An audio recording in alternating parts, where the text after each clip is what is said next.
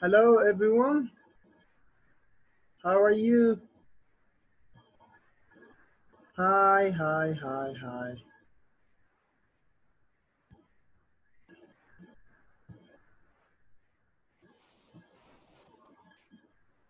So, here, the co-host, and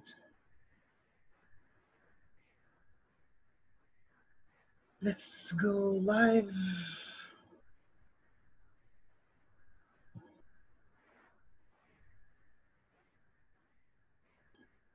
Hello, Asmahan. How are you? Hello, Miss Olfet. How are you?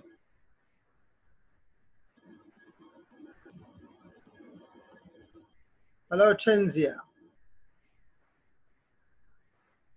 Hi.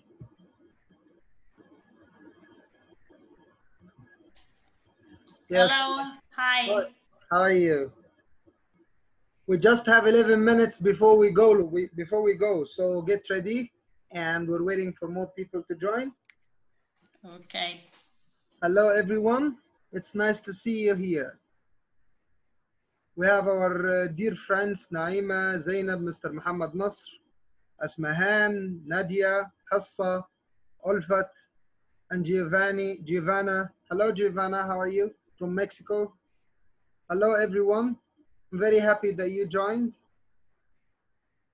We're waiting for Joseph, and we still have like 10 minutes. 10 minutes, Giovanna.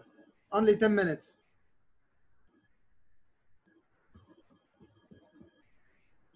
So let me go live after this.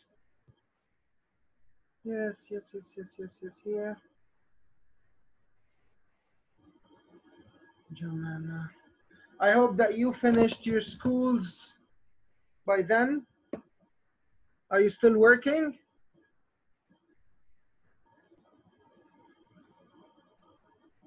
Oh, I've just finished lesson with my students, but we have to work at school for school, all the final arrangements, final marks, everything. Oh, this is too long. Yeah. Yeah, this is too long.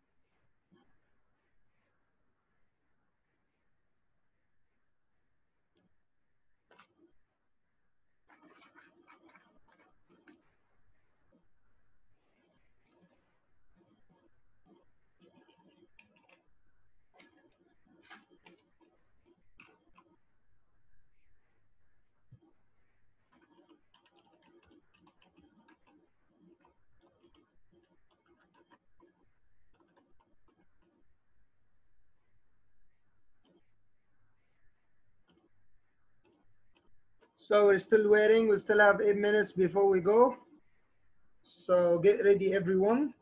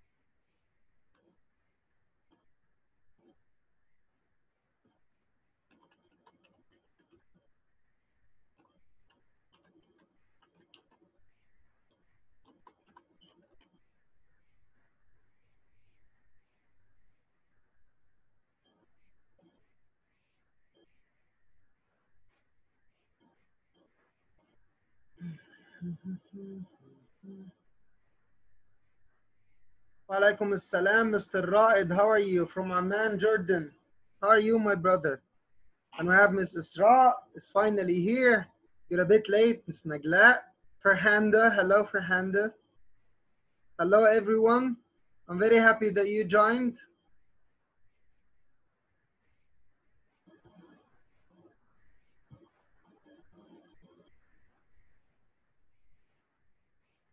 No, no, no.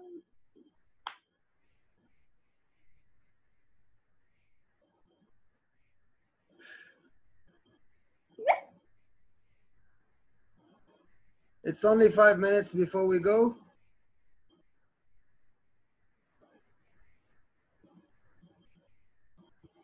I have just made a mistake. Oh, we're live. Okay, this is great.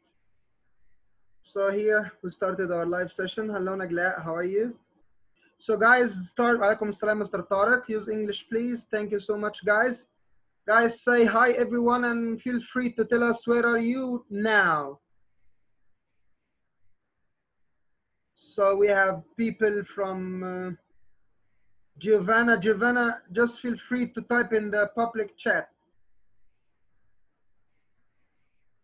Kuwait, yes, Hassayr from your living in Kuwait. Yes, we know this. Thank you. Hello. I guess, Hassa, that you missed the writing session, right? Or have you attended it?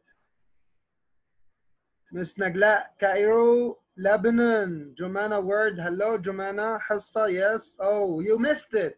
It was great. Yasmin from Egypt, hello. Hello, Yasmin. Egypt, yes. So else, guys? I know that Giovanna is from Mexico. Yes, guys. Hello, everyone.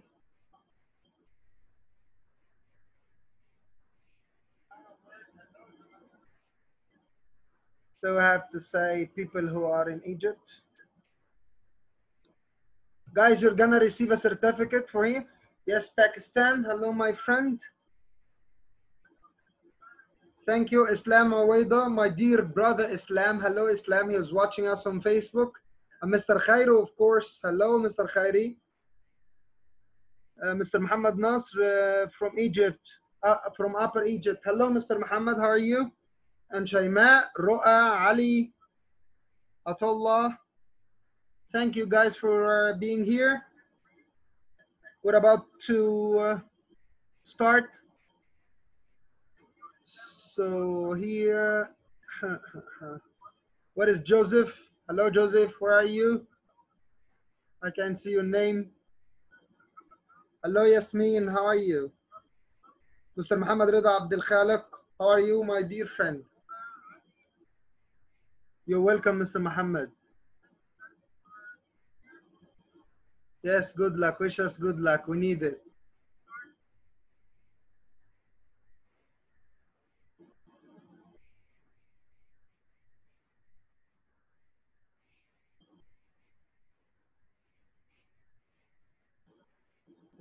Okay. Here. That's so weird. Where have you been?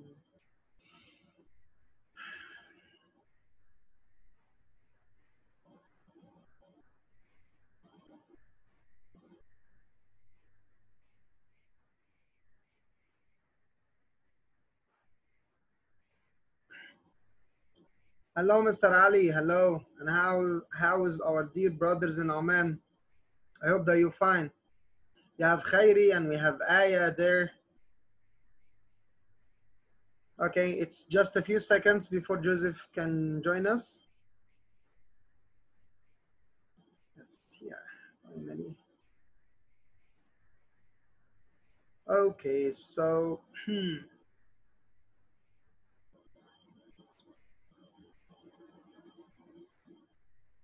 yes, we still have too much to do, Mr. Muhammad, and we're here.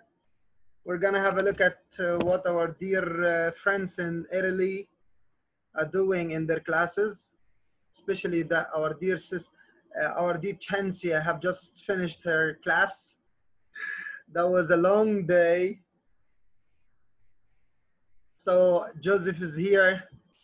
This is great. It's only like some seconds, then we start. Welcome, Ms. Hello, everyone. Hello, Joseph. How are you? I'm okay. I'm okay. I'm okay. Hello. Hello. Hello. Say welcome to Chancia. She's here. Okay. Can you repeat that name again? Hi. Hello. Hello. Good evening. Is it evening over there? Pardon? Is it evening over there? Yeah, it's evening. Okay, fantastic. So it's okay to say good evening then. Yeah. All right. Hello, Hussein. Good to see you. It's good to be here. Yeah, it's great to see you and host some great teachers like you guys. We're very happy. Thank you. We have also some of the attendees who are great as well. So I'd like to welcome everyone, and special thanks for Mr. Mohammed Zayat for being here. He's a dear friend of mine. So now let's start our webinar. Hello, Alessandra. How are you? So let me introduce our dear, the first guest here that we have, Chancia Matsia. She lives in Sarsari town, which is placed in the north of Sardinia, Italy. And mashallah, she has like 29 years of experience in education. So we expect her to tell us about some secrets. And she's now a teacher in a secondary school there. And she's also a teacher trainer, and she's an e-training ambassador too. Hello, Chancia, and could you please tell me what is an e-training ambassador? Hello to everyone. Hello. E-training ambassador is a role that an experienced teacher gets after using a platform called e-twinning, and the name stands for electric twinning.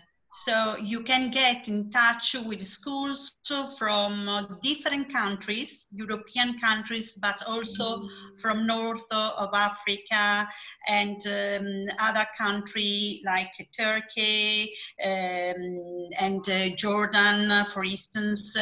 And you can get in touch with the teachers and try to arrange projects, okay, where students are involved and they interact using this platform that is a platform that respects its safety, particularly for our students. And so great. I'm an ambassador, and I'm involved in some webinars, some meeting, face-to-face meeting in my country. This is great. Thank you so much for coming here, and we expect to hear a lot of information about the Italian system of education. Let me, guys, welcome our dear guest, the second one, and a dear friend of mine. He's Joseph Kodewa. If he was a football player, he would be the greatest. The man is from Ghana, and he went to live some of his lifetime in Nigeria. Then he moved into England, and finally he settled in Turkey. So he's a certified IELTS trainer, and he's also a TOEFL tutor. His experience is like some 8 years teaching experience in Nigeria alone. Then he moved, as we said, to England and Turkey, and he said that he's a very good cook. Thank you, Joseph, for joining us, and you're welcome. Thank you very much. Thank you very much. I feel honored to be here, and thank you for the chance to be here to share our idea with my fellow guests. Thank you. You're welcome, my friend. So now we're gonna have like 10 minutes for each of you to tell us about how do your government run education in your country. So we'll start with Chancia. Okay. So in my country, we have several levels of education according to the age of our students. And we start with a nursery school that is not compulsory, and it lasts for 3 years, where children are from 3 to 5. And at the nursery school, they are mainly involved playing with the TPR activities, storytelling, drama activities. Then we have the primary school where children are from 6 to 10, 11. And here children can stay at school from 8:30 till 1, or in some schools you can stay till the afternoon at about 4 or 4:30 p.m. And the primary school is compulsory, like the junior high school. And at the junior high school, the students are from 11 till 13. And they have several subjects and several teachers. For instance, literature, history and geography teacher, ICT teacher, math teacher, and the junior high school is compulsory. And then we have the secondary school, and we have several types of secondary schools. And we have a lyceum and different types of lyceum. And then we have a technical school where students learn more how learn a new job, more or less a practical job. And then we have the university. The school is compulsory from 6 till 16 years old. This is great. Thank you so much. What about you, Joseph? How is it run in Turkey? Oh, okay.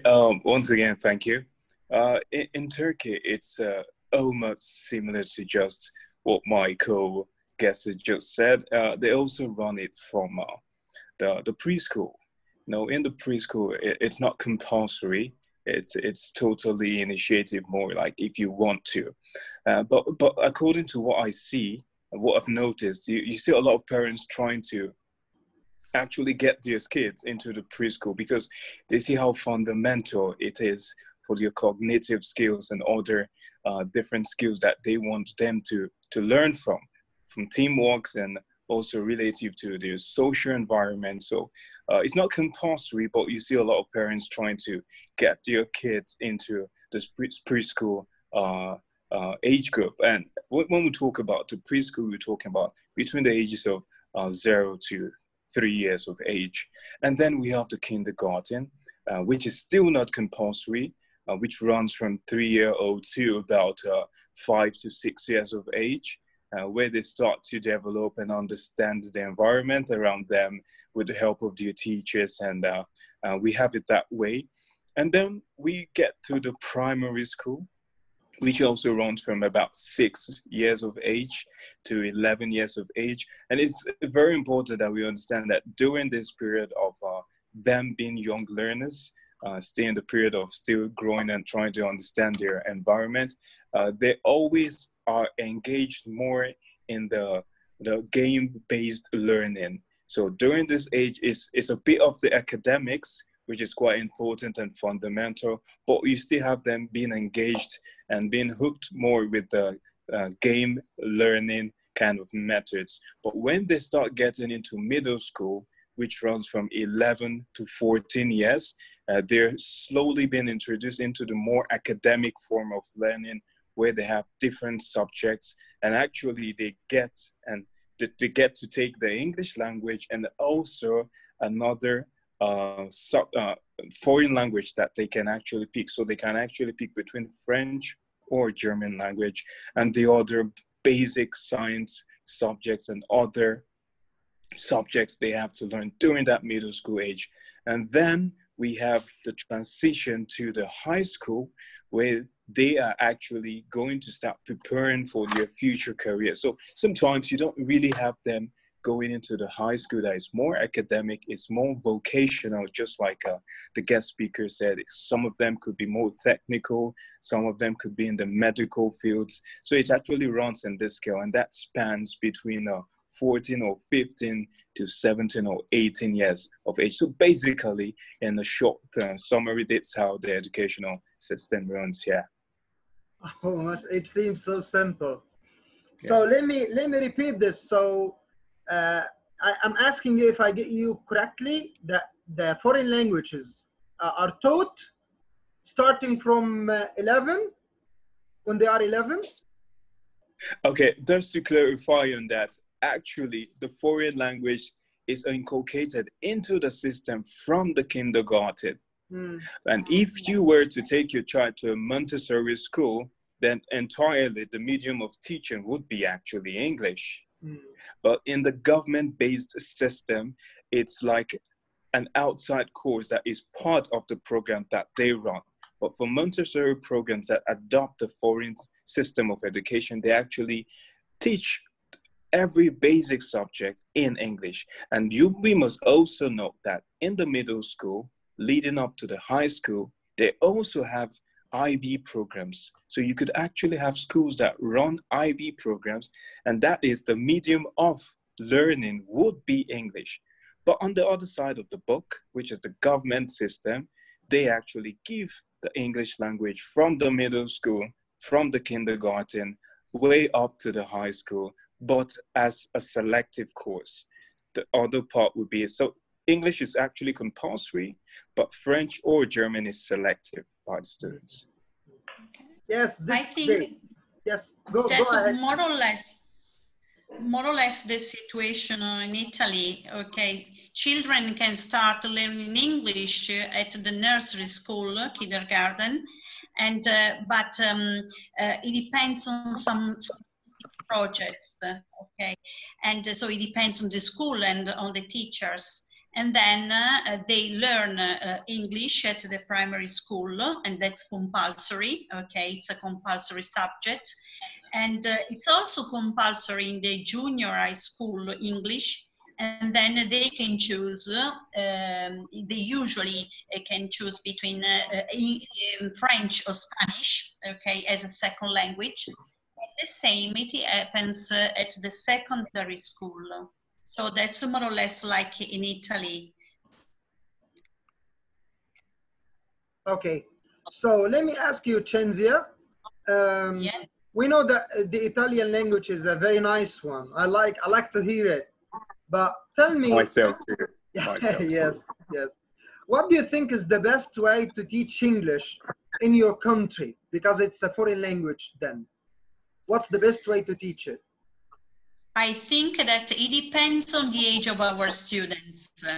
So if we think about children that are attending the kindergarten, the nursery school, and the primary school, I think that the best way is involve them, asking them to play, so they can play, they can learn English through games. Okay, so it can be a direct way of learning without focusing on grammar. On the contrary, when they change the level of school, for instance, they attend the junior high school or the secondary school, unfortunately, the approach changes. Okay, that's more a teacher-centered approach. That's mainly in the country. And on the contrary, the attitude, our students' attitude changes as well, because that's more passive way to learn. So I think that should find strategies that can motivate and particularly involve students actively during the lessons. Okay, great. What about the situation in Turkey, my friend? Thank you once again. I totally support Shinsla. I don't know if I got that name right. Cinzia. Okay, pardon me. No, I think, okay. Yeah, I think it's almost the same ideology I share with her, because you see, it's not really about the method itself. It's more about the audience itself. You know, that's what we've got to focus on. Who are you actually passing this knowledge to? So in my 6 years of working here, I got to make a lot of research and studies about the age groups and the methods and how well it worked with them. And from my own view, I totally support her when it comes to the game-based learning kind of methods.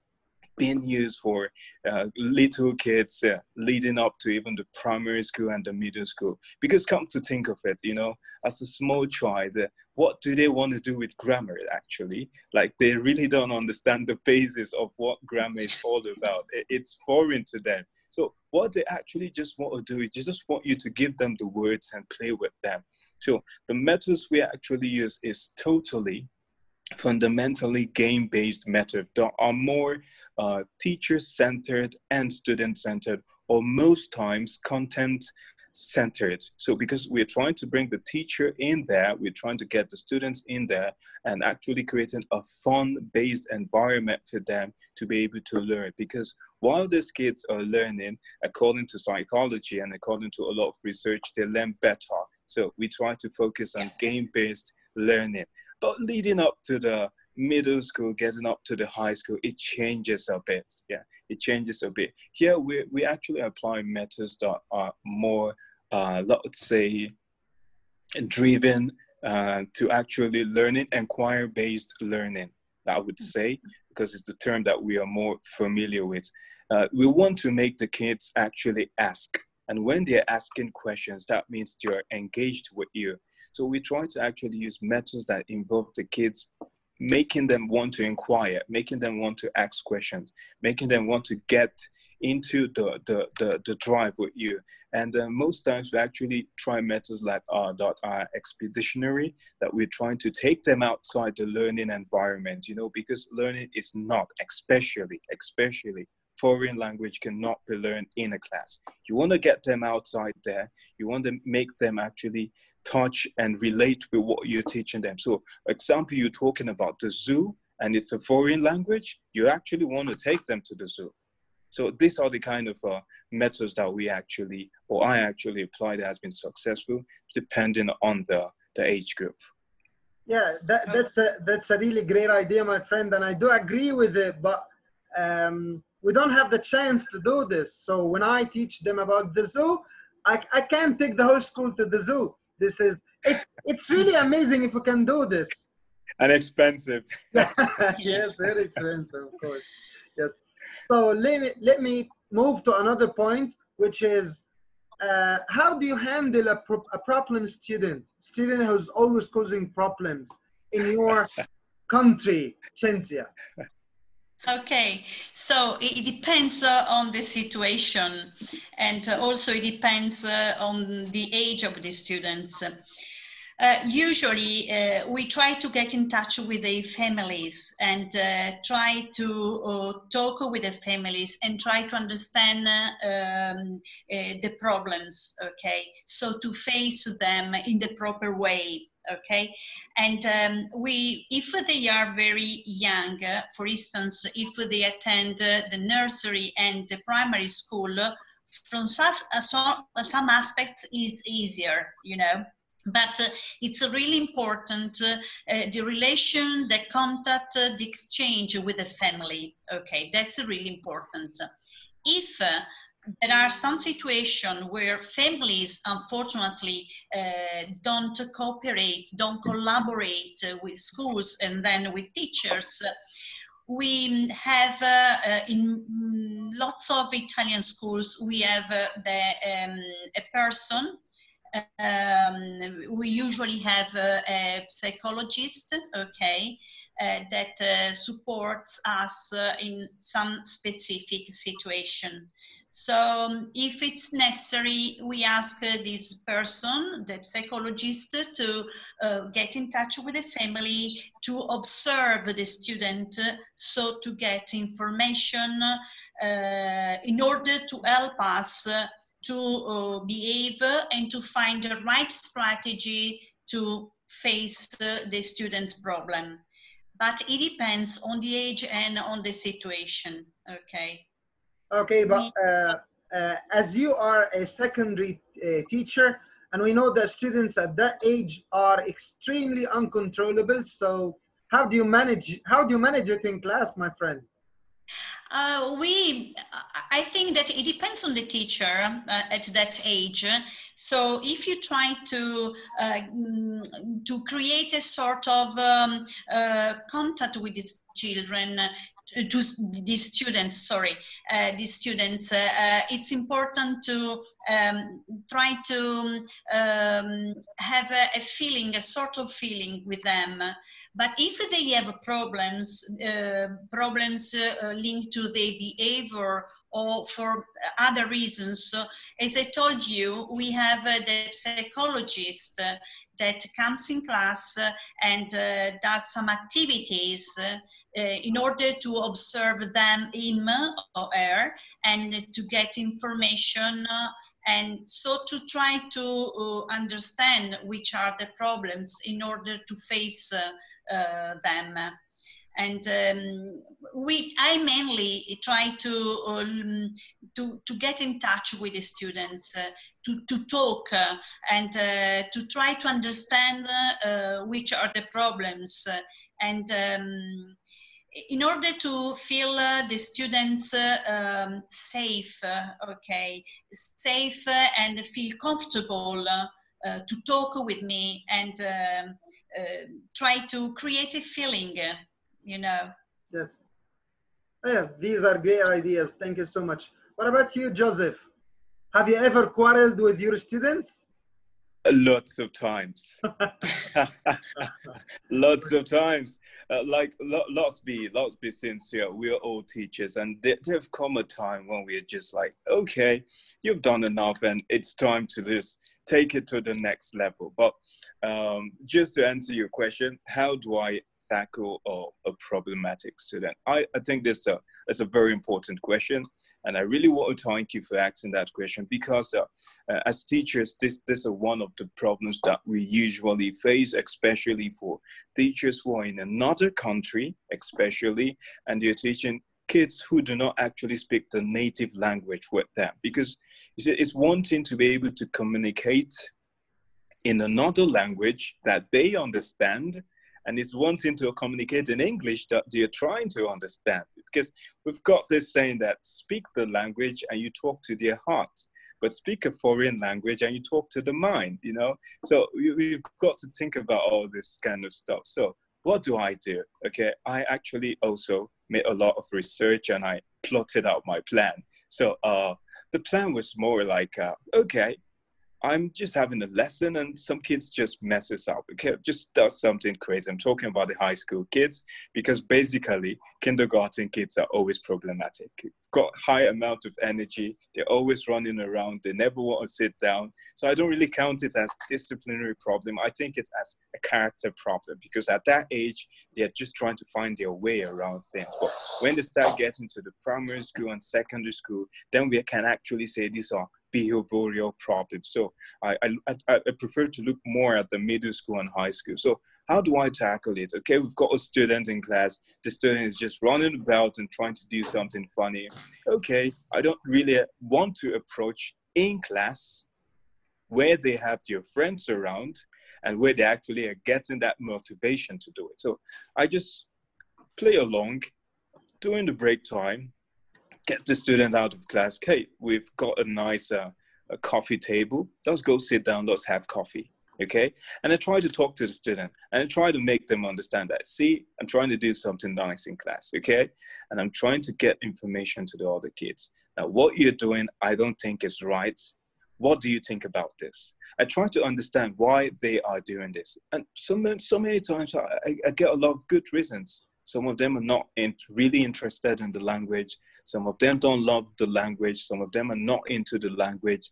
Some of them hated their teachers in the past, and now it's reflecting on them now. So I get a lot of reasons. But just like Shinzo said, the next step I try to do is to get them to the guidance and counseling. Because I will actually want someone who speaks the language that they understand, that makes them understand that, okay, we understand you, but you also have to understand the other side of the picture. You have to understand that this is a lesson.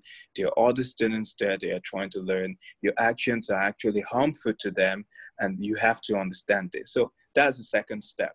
And sometimes it does work, and most times it doesn't work. So we also have to prepare for another plan, the C plan. So what next do we want to do? Okay, we want to also now get the parents there, get the guidance and counseling there, and want to get the students there.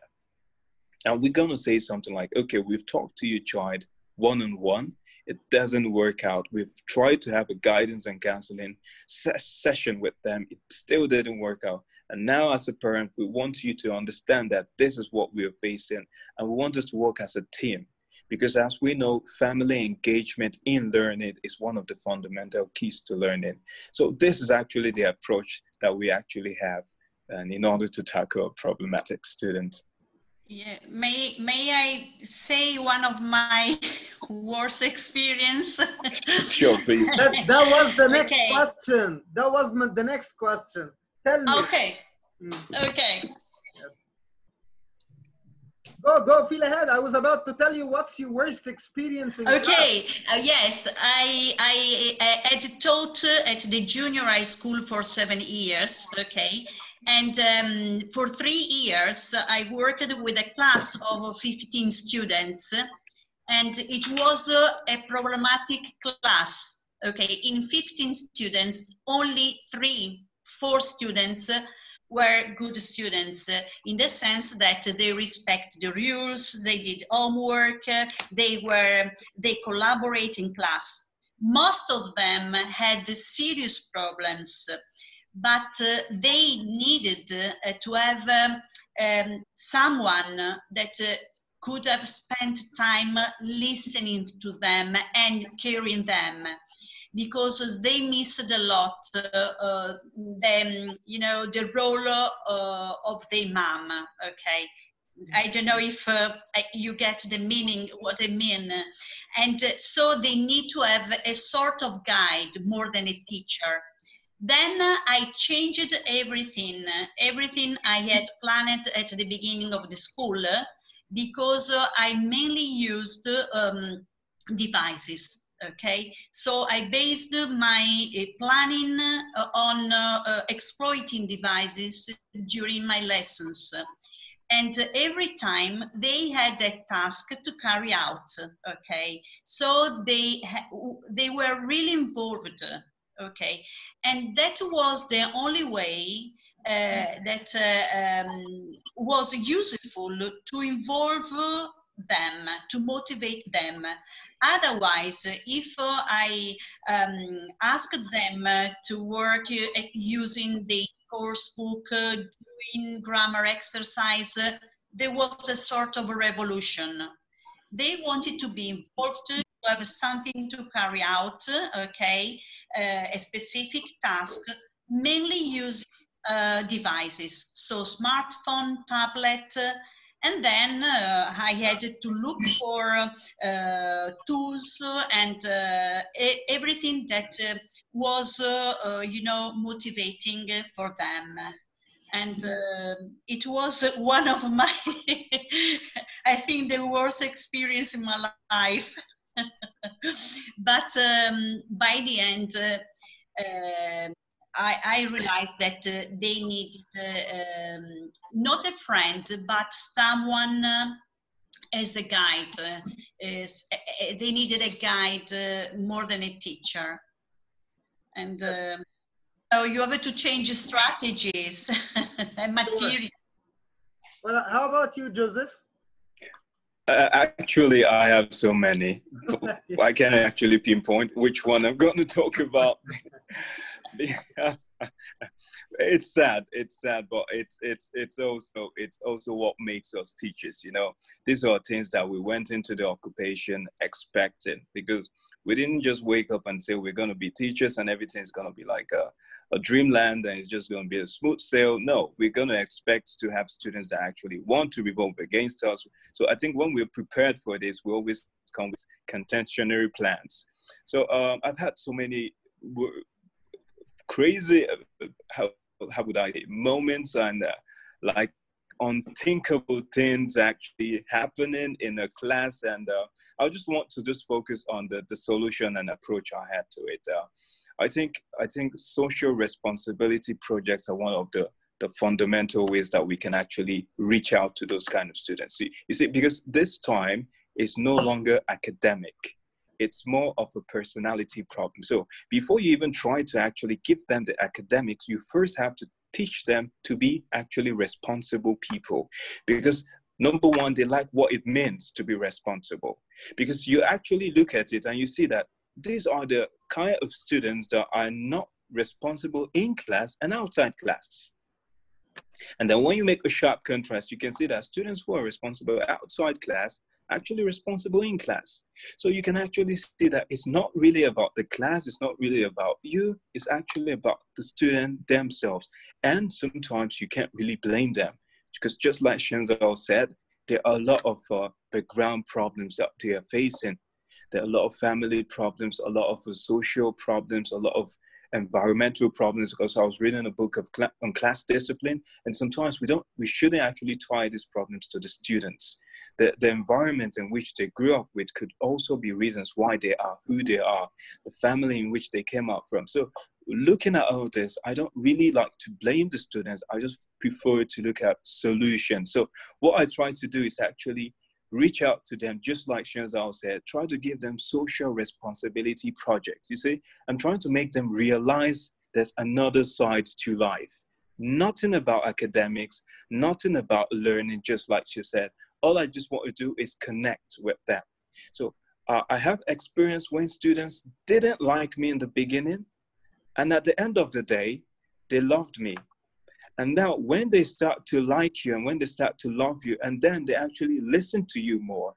So it doesn't even matter that if it's in your class or not, you tell them that, hey, John, you shouldn't do that in any other class. They're like, okay, Mr. J, okay, Mr. J, because you actually created a bond with them. So I think the social responsibility project that I actually put myself into it with them actually saw that, and trust me, it wasn't just one day. It spanned for almost a year, some of them for months. But at the end of the day, I could touch some, but at the end of the day, I couldn't touch some. But at least I could say that, yeah, I was able to reach out to some of the students and actually change them. So social responsibility projects are actually things that actually we can use out to reach this kind of students. Because trust me, they are always hyped to go and just do it. Not in academic, they just want to go outside and just get something done, positive done. They don't mind it. Those are extremely great ideas, and I count on most of them, my friend. In both sides, whether what Chensia said about Italian students or what you said about education in Turkey. And you're two great teachers that we have here, and of course our attendees are as well. So would you please, Chensia, tell me what personality traits should teachers have to be successful? Which traits they have? Yes, qualities, yes. Okay, they should be motivating, okay, and they should be enthusiastic, okay. It's really important, because if you are not enthusiastic, as someone wrote in the chat, you can't get a feeling with your students. And then you should be ready to change your plan, okay, according to your students. Your students' knowledge, previous skills and competencies, and to change your plans according to what you find in class during your lesson, okay. So you should be flexible. But I think that the main keyword is enthusiasm. Otherwise, if you don't transmit your enthusiasm, your motivation, children are not involved. At the same time, you should be strict. You should follow some rules. Okay, so you should balance a little bit, but enthusiasm and motivation is really, really if you want to be successful with your student. Thank you so much. What about you, Joseph? Are you going to agree with Chancy and you list them in the same order, or you have your own order? I'm so in line with her. I'm so in line with her. It's like our brains are working together. Like really, I just want to throw this out there because I know we have a lot of teachers watching, and I really just want to get it out there. You see, being a teacher is not like any other job, and I would not have anyone actually debate with me on this. Being a teacher is not like any other job. Like you go into some other jobs thinking about the money, you go into some other jobs thinking about the fame, thinking about the prestige, thinking about the social status, but you become a teacher only because it comes from your heart. Once it doesn't come from your heart, then you should forget about it. So the first thing you want to do is look right there into your heart and say, okay, yes, I really love being a teacher. I really want to teach. I really want to give knowledge to somebody. Like a student should look at you and just see the fire radiating from your face. Just stepping into class, they should understand that he is not a teacher because it's a profession. He is a teacher because he loves what he does. So that's when we need to separate what a profession is, what a job is, and what you really are. So first of all, you really have to love the job. Really, you've got to love this job because it's a life-changing job. Like you're right there, you're looking at this little boy, and then you're saying 10 years time, I'm going to shape his life to be someone else. Like this is just amazing. So you really got to be passionate about your job. Number two, I think you've got to be a good communicator because what is the point of it when you can't get a clear message across to someone that you're teaching? So if you're bad at being communicative, then you've got a lot of work to do. So the second trait I want to think about is being a good communicator. And just like Shannon said, you've got to motivate because being foreign teachers, you've got to keep the gas going. Because there are times that it becomes so difficult for them. But if you're not this natural leader that know how to motivate your students, trust me, these kids can work without motivation. So I really think this is very important. And just like she said, dynamism is very important. Sometimes you go into class with a wonderful lesson plan, and when you start the lesson, the kids are slipping off because it didn't pan out how you planned. So that moment, what are you going to do?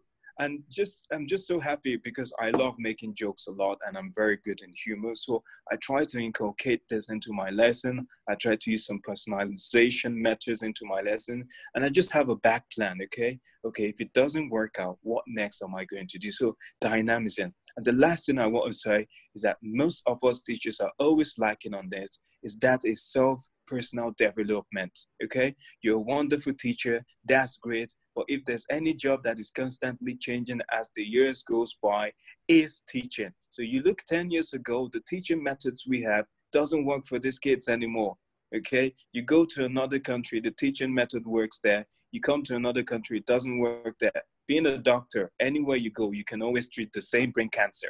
Brain cancer doesn't change. Brain cancer is always the same. But when you want to teach a student in Turkey and you want to teach another student in Italy, trust me, it changes. So I think teaching is an amazing job and no one will ever take that away from us. Yeah. I can't agree more, my friend. Thank you so much, both of you. Now we are about to finish. So I would like you, Chancy and Joseph, to give one last advice to teachers around the world. I don't know what to say, but you're going to advise them. So what should you say? Okay, I think that I can say to sort of a quotation, never stop learning, okay, because a teacher never stop learning, not only because of your professional development, okay, so looking for new material, strategies, but as Joseph said before, you never stop learning because you find different students in different classes, different places. So you learn new strategies all the time. And so that's all for me. Okay, thank you so much. Now, Joseph? From my own personal view, I think the best advice I could give to any teacher is the same best advice I got from one of my great mentors, Mr. Scott. He was one of my lecturers during my time in England. And before I left England, I asked him, Mr. Scott, just give me an advice, okay? I'm going on this expedition. I just want to be the best of myself. I was like, okay, the best advice I would give to you is that whenever you're teaching, just look into the eyes of the student. You have all the answers there, okay? Just look into their eyes. You have all the answers there. And I was like, just look into the eyes, that's all? He was like, yeah. I was like, okay, I'm gonna try it. So when I came, I started teaching, and then while teaching sometimes, I look into the student's eye, and sometimes you see it so bright, shining, and sometimes you see it so dull, redundant, and not interesting. I was like, okay, now I understand what he's saying, okay? So when their eyes are so bright, that means you're getting the job done. But when their eyes are redundant and just shut down there, then you know, as a teacher, I have a lot of work to do. I need to get some tactics right. I need to get my methods right. So I think the best advice I would give is the same advice Mr. Scott gave to me, and I thank him so much. Just always look into your students' eyes, and you always have the answer right there. Thank you You're so right. much for you. Yes, would you like to say something about this point, Chensia? Oh, yes, he is right. Definitely right. Yes. Okay, thank you guys for this fruitful Thank you so discussion. much. Thank you, Sanjay. Thank you Now so we much. come Although to I couldn't pronounce the name Audrey, I'm so sorry about that. Okay. No, No, don't worry. this is Cinzia. great. I'm gonna practice on that. Now, guys, yeah. I sent you. I'm sorry. I sent you the link to the survey so that you could have a certificate for this great discussion. And we're here for you to ask questions. This is the Q&A part. So if you have questions about education in Italy or education in Turkey, feel free to ask. Yes. So we have here some. And also learn from your students. Alessandra told us that we can learn from our students. And Muhammad Nasr is repeating your words, and he said that an effective teacher should possess kind of interaction, and he should have some good imagination, and he should be a creative person. He must be independent. So, guys, we can have like a very little chat about what's the role of the management of your school in your classes? Do they support you? Do they work against you? Or tell me how do they deal with you? Chensia? Okay, what do you mean for class management? How we work in class or according to colleagues or headmaster? I'm talking about the principal and the school board, that the supervisor or the principal of the school or even the owner of the school. So do they support you as a teacher or they work against you? No, the parents and that stuff. They usually support us because they have to create a nice atmosphere at school. So we have to collaborate together just to give a right atmosphere to welcome our students and the right atmosphere to teach and to learn. Okay, so we collaborate and we have the same aim. Okay, so to be successful with our students. And also we collaborate in class with the other colleagues, okay? And we always try to find the right solutions to cope with problems, finding solution together, okay? So we work as a team all together. That's nice. If you have that support, then you're the greatest teacher ever. What about you, Joseph?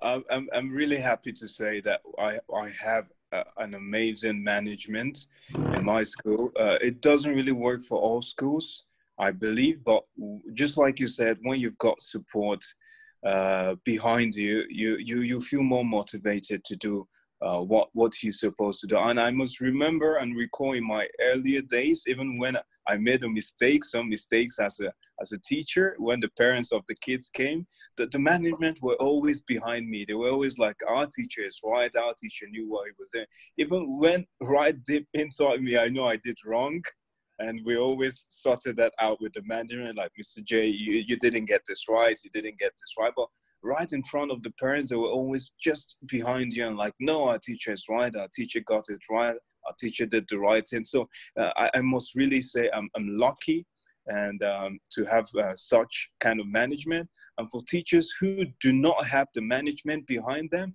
I must really actually say that it will be actually difficult to be able to give your best as a teacher. And this is something that it's really, really fundamental in this journey as a teacher. Yes, it's a disaster. If you don't have support, if you don't have people pushing you forward, you can't teach, I guess. No, I guess. No, it's So, difficult. I'd like to thank my dear friend Chensia for this great opportunity to see her here. Thank you so much. Thank you. Thank you to you and Joseph and all the others, teachers, I think, colleagues that are attending this meeting. I'm very pleased.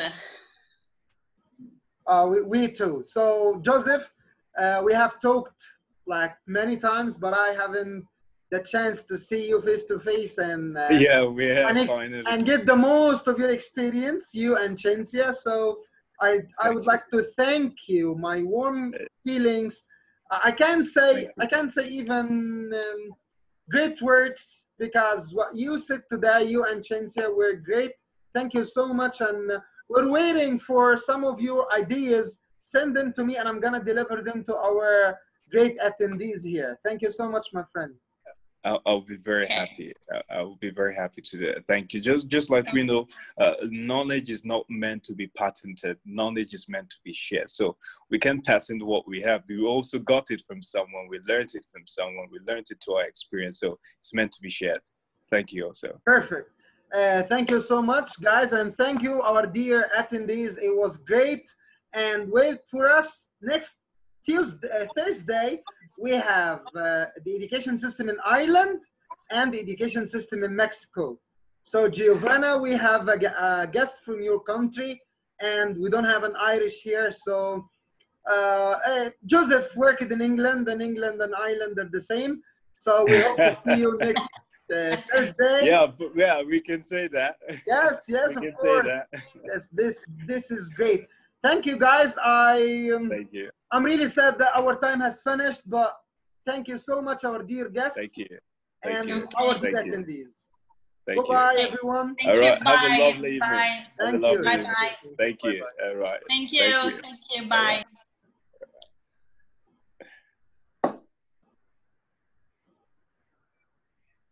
Goodbye, everyone. Goodbye. Thank you.